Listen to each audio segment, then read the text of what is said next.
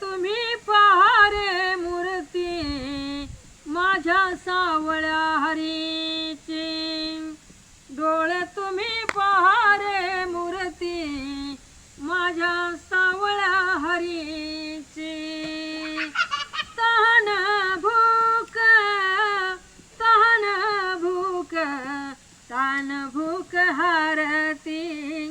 तान भूक हारती, डोळे तुम्ही पहा रे मूर्ती माझ्या सावळ्या हरीची। हरी नाम हरी नाम कानी हरी नाम, नको कोणाचीही निंदा घ्यावे सूर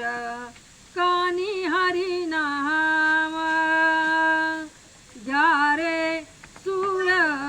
कानी हरी नाम। देह प्रकाशित होईन, देह प्रकाशित होईन, जसा सूर्यनारायण उगवतो तसा प्रकाशित होणारे कानाने हरीचे गुणगान ऐकलं तर प्रकाशित होणारे, डोळ्यांनी जर मूर्ती पाहिली माझ्या सावळ्या हरीची तर काय होणार आहे, तहान भूक हरती। घेई राम नाम घेई मुखी राम नाम, राम नाम साकरे परीस मुख गोड होईन, साकरे परीस मुख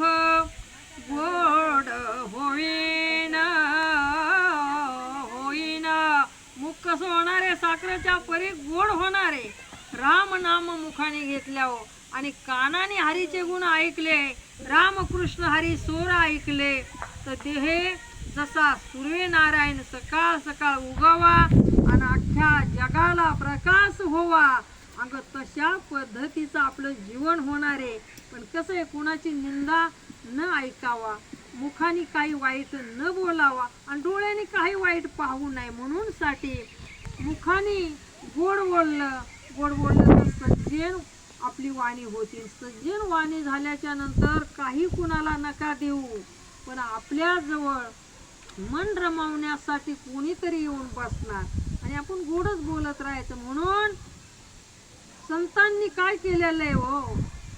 जगी संता